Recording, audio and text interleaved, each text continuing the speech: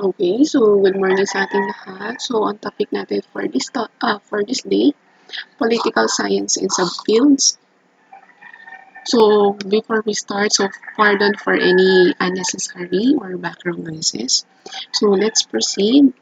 Political science subfield. So, ano nga ba yung meron sa political science? Ano nga ba yung mga subfields niya? So, we have the comparative politics, international relations, political theory, public administrations, and public law. First one is the comparative politics. So, comparative politics is the study of the domestic politics as compared to other countries, emphasizing key patterns of similarities and differences. So, pag comparative politics, so ito yung pinagkukumpara mo yung politics na meron sa ibang lugar. So, ano yung meron na politics sa Pilipinas? Ano yung meron na politics? Or rather, ano yung meron na politics sa Pilipinas? Tapos, ano yung meron na politics sa ibang bansa? Ano yung pinagkaiba nila? Ano yung pagkakahalintulad nila? Okay? Tapos, sa comparative politics, so yung field nun na inaaral is yung governing institutions, yung electoral behavior, public policy, political economy, and even revolution. So, ibig sabihin, ano yung institution, ano yung government institution na meron kay ganitong lugar. Tapos, electoral behavior, paano yung way of election nila? Majority wins? Or nasa bloodline ba yung mga royalties, yung monarchy? Ang monarchy, nasa bloodline yun, yung mga hari reyna. Sa atin is majority wins, democracy. Tapos yung iba ay through sa i-appoint. Kumbaga hindi siya pagbobotohan ng tao, ng citizens. Kumbaga i-appoint lang siya. Then public policy, ano yung policy or ano yung law na umiikot dito sa ganitong lugar. Political economy, paano yung political economy? Ibig sabihin ba kung sino yung mataas, yun lang ba yung may kakayahan na makaupo sa posisyon? Then even revolution, meron bang mga nagwe-welcome, may nagra-rally sa ganitong lugar? Bakit? Ano yung wini-welcome nila? Tungkol saan ba? Sa politics ba? Sa government ba? Related ba sa pamamahala ng president? Sa mga pinapatupad ng mga policies, laws? So, yun yung comparative politics. So, by doing so, this comparative politics, one learns the possible factors that make political system and constitution work in one country but not the other. So, sa comparative politics, ito nga yung naiintindihan mo yung bakit itong political system pwede sa ibang bansa, bakit sa atin hindi. So, kasi nalaman mo na yung similarities and differences. Alam mo na kung ano yung meron doon. Next, international relations. So, pag sinabi natin international relations, it is the study of political relations between different nations. So, para siyang comparative politics. Ano lang yung pinagkaiba niya. So, it includes the study of diplomacy and negotiation, military and conflict resolution, international political economy, international organizations, and other processes that operate across the boundaries of countries. So, pag sinabi natin international relations, so halos magkapareha sila ni comparative, pero ang ano kasi kay international, instead na magko-compare sila, ang kino-concentrate niyan or ang fino-focus niyan is yung establishing and maintaining relations among countries through time.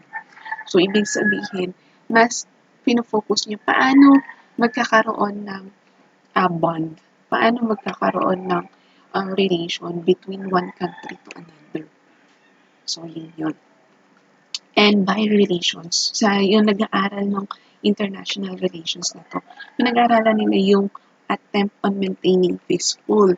Paano nga ba nila mapapanatili yung peaceful and diplomatic relations among country. Yun yung pinag-aaralan sa international relation. Paano ma-maintain yung relationship mo, yung bond mo sa isang country. Political theory. So, pag sinabi natin political theory, considered the oldest field in political science. This help understand the roots in the ancient theories of Aristotle and Plato. This field integrates the timeless with timely questions about political ideology, fairness, justice, and equity. Basically, political theory is the study of different topics such as politics, liberation, justice, law, and rights. So, sa political theory, pinag-aaralan dyan yung lahat. Ano yung politics, ano yung justice, ano yung law, ano yung rights. So, dati pa yung political theory na yan.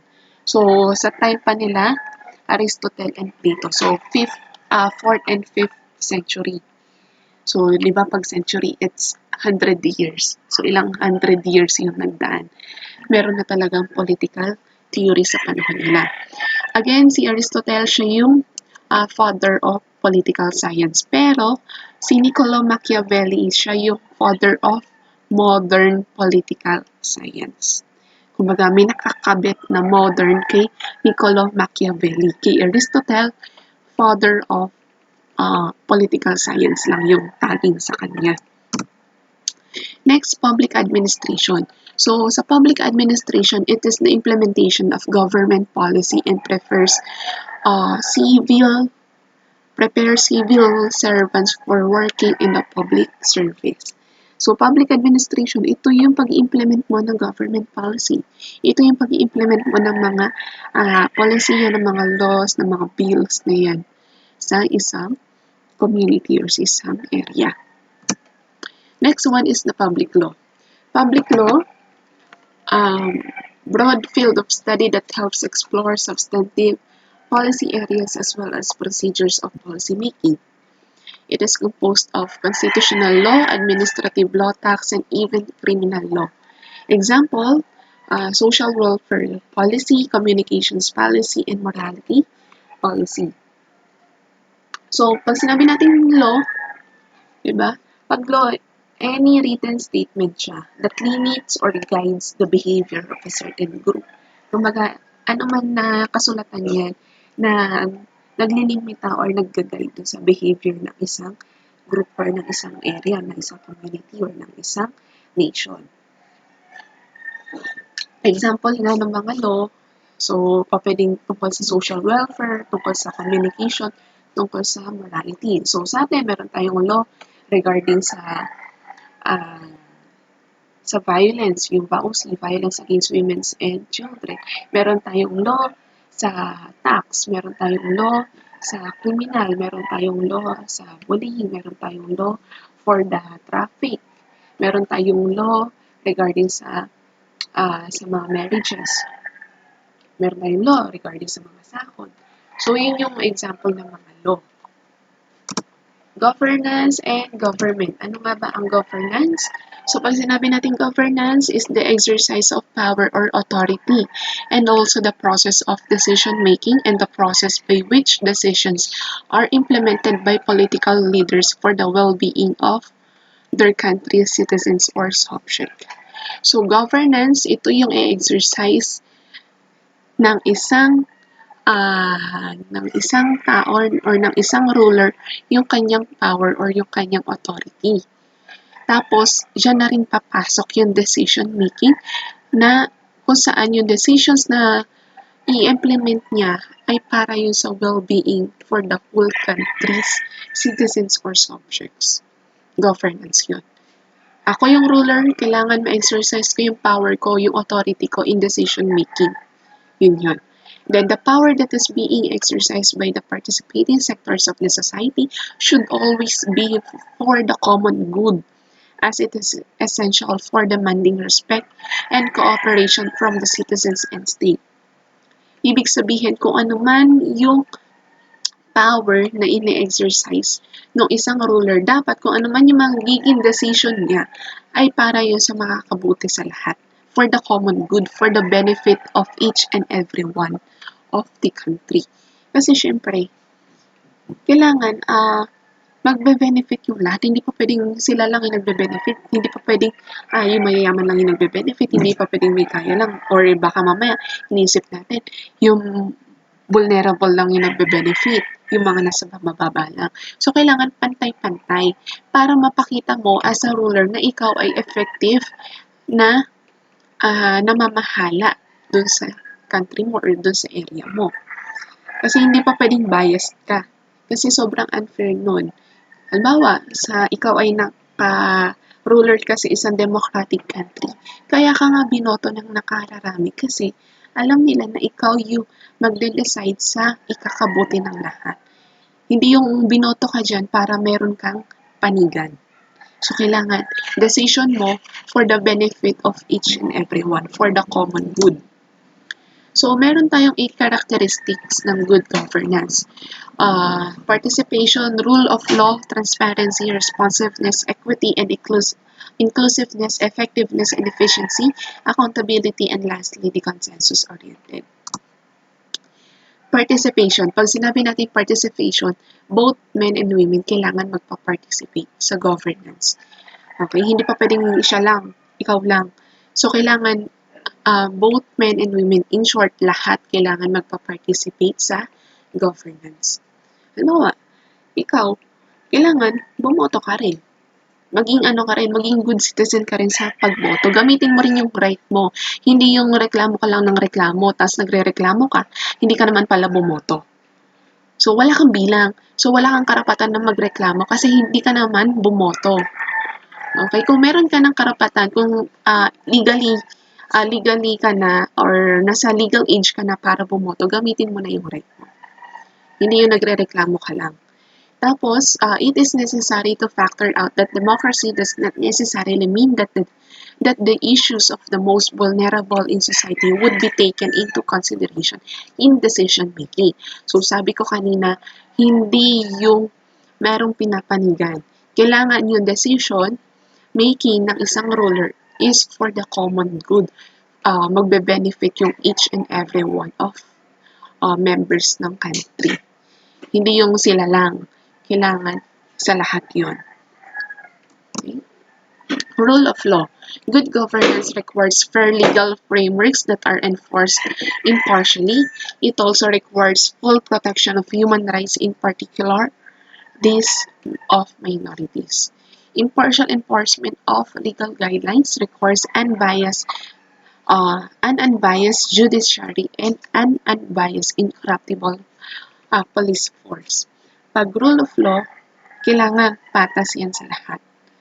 O, hindi yan pa pwedeng merong pinapanigan, hindi yung sila lang, hindi yung pang lang yan, pang may kaya, hindi yung pang mahirap lang. Kailangan lahat ng tao na proprotektahan, lalo na ang human rights, lahat kailangan maprotektahan yan. Hindi pa pwedeng bias, hindi pa pwedeng ito lang yung merong pinapanigan. Next, transparency. Transparency implies that decisions taken and their enforcement are done in a way that pursues the standards and guidelines. It also means that information is openly accessible and available to those whose identity influenced by such decision and implementation. Thus, enough information is provided and that it is given in an easy justifiable structures and media. In short, pag transparency, kung ano yung information na dapat masagap ng community ng tao, kailangan ma-provide sa kanila. Hindi yung kino-cover up. Kasi ngayon, mapapansin natin, si media nagiging bias na rin. Pinipili na lang nila kung ano yung ibabalita na lang nila. Kung baga meron silang pinagtatakpan. Where in fact, dapat hindi ganun yung maging sistema ng media natin, ng social media natin. Kung ano yung dapat malaman ng tao, yun dapat yung mabibigay ng social media sa atin. Yun dapat yung maipapamalita sa atin. Walang pinagtatakpan, walang kinikilingan. So, yun yung transparency. Kailangan alam mo yung nangyayari. Kung kinakailangan alam mo yung nangyayari sa government, alam mo dapat. Kung kinakailangan alam mo yung nangyayari sa buhay ng presidente, halimbawa may sakit na pala yung presidente, hindi pa sinasabi, kailangan malaman mo yun. Kailangan malaman natin yun. Next, responsiveness. Good governance requires that institutions and procedures try to serve all partners within a sensible time frame. Good governance requires intervention of various interests in the public eye to achieve a broad consensus in society. So, ibig sabihin, pag responsiveness, ang governance, kailangan kung ano yung pinakaharap na situation, ma-response niya, mabigay niya agad yung pangangailangan ng community niya, mabigay niya agad yung pangangailangan ng area niya. So, it requires broad and long-term viewpoint on what is required for sustainable development and how to achieve the objectives of such advancement. So, kailangan maging responsive yung government sa kung ano man yung pangangailangan ng tao niya. Hindi yung kailangan, wala nang, di ba nga meron tayong kasabihan, aanhin mo pa yung damo kung patay na yung kabayo. So, kailangan kung merong pinakaharap na problem yung community mo na nasasakupan mo, matugunan mo agad yon. Hindi yung huli na yung lahat bago mo mabigay yung pangangailangan or bago mo mabigay yung solusyon na kailangan ng tao mo. So, yun yung responsiveness. Equity and inclusiveness. Equity, so ibig sabihin, fair treatment, equality of opportunity, and fairness in access to information and resources for all. Inclusiveness, yan yung ibebelong mo lahat ng tao, ano man yung status nila. Equity, pantay-pantay. Inclusiveness, lahat ibebelong mo. A society's well-being depends on the guarantee that all its members feel that they have a part in it and do not exempt for a while. So, ayan. Again, equity, ito yung fair treatment. So, pantay-pantay lahat. Equal lahat ng opportunity. Pag inclusiveness, lahat binibilong, lahat sinasama. Okay? So, yun nga yung sinasabi ko na for the common good. Kumbaga, kung ikaw yung nakaupo sa government, kailangan yung decision mo para sa lahat, para sa ikabubuti ng lahat. Okay? Next, effectiveness and efficiency. Good governance promotes that processes and institutions produce outcomes that meet the needs of the society while doing the best use of resources at their disposal. Meanwhile, efficiency in good governance also covers the justifiable use of resources and the protection of the environment. So, pag effectiveness, so masasabi mo na effective yung governance or yung way of governing ng isang tao sa kanyang tao, nagiging maganda yung outcome nung decision niya. Kumbaga, na-meet niya yung needs ng kanyang society. At yung efficiency, naggamit niya ng maigi yung resources na available para maprotektahan yung protection ng kanyang environment. Para magkaroon ng protection yung kanyang environment. Again, effectiveness, dyan masusukat kapag na-meet niya lahat yung needs ng kanyang society. Efficiency, kumbaga na-utilize niya ng maigi yung resources na meron siya para protektahan yung kanyang community. Okay? Halimbawa, sa atin, kahit saan, kapag si government natin nag-implement ng ganitong batas at nakita na okay yung kinahinatnan, effective yon ang tawag. Effective siya na ruler. Meanwhile, kapag si government ay may kinakaharap or na crisis, halimbawa yan, yung pandemic, given na yung mga resources, so merong budget si government, may pera pa si government, tapos meron siyang connection sa ibang bansa, gamitin niya yon. So, yun yung resources eh. Kung gamitin niya, gawin niyang efficient yung lahat ng resources na meron siya. Nang sa ganun, matugunan niya yung needs ng kanyang society. So, yun yung effectiveness and efficiency. Then, the next one, accountability. Hindi porket ruler ka, okay na, ayun na, ginawa mo na yung responsibility mo, protektahan, pangalagaan, tulungan yung society mo, alagaan yung nation mo. Pero kung ano man yung kahinatnan ng lugar mo, ano man yung kahinatnan ng decision mo, accountable ka. Ikaw yung naka-account doon kasi ikaw yung nag-decide eh. Hindi po pwedeng, ikaw yung nag-decide sa iba mo ituturo. Halimbawa, ikaw yung presidente, nag-decide ka, ganito yung gagawin mo sa bansa mo. Kapag pumalpak yung decision mo, ituturo mo sa ibang tao, ituturo mo sa secretary mo, ituturo mo sa kabinete mo. So, hindi pa pwedeng ganun. So, kailangan responsibility and accountability, magkatambal yan. Hindi pa pwedeng puro responsibility lang ng responsibility lang, gawa lang ng gawa. Hindi yung kapag pumalpak, turo na sa iba. Kung pumalpak man, aakuin mo. Gagawan mo ng solusyon, paano mo ulit itutuwid, paano mo ilalagay sa ayos ulit yung community mo. Yun yung accountability. Then lastly is the consensus-oriented. Good governance requires consultation to understand the various needs of those who are concerned in order to reach a wide range of consensus. So, ibig sabihin, pag consensus-oriented, kailangan marunong kang mag-consult kung ano yung pangangailangan ng tao mo, kung ano yung main interest na entire community at kung paano mo yun ma-achieve in a justifiable, wise, and prudent manner. Okay, kaya nga meron tayong tinatawag na mga consultants. Kung kinakailangan na magkaroon ka ng consultant as a ruler, kumuha ka ng consultants kung nahihirapan ka na. Hindi yung nagbibida-bida na yung isang ruler tapos papalpak din naman pala. Kailangan maintindihan niya lahat ng nangyayari sa entire community niya. Nang sa ganun, yung decision niya justifiable. Kumbaga, magiging maganda yung patutunguhan. Hindi papalya. So, ganun ang consensus-oriented. Maintindihan mo dapat lahat ng pangangailangan. Kung kinakailangan mo na humingi ng payo sa ibang ruler, sa ibang bansa din, humingi ka ng payo. Okay?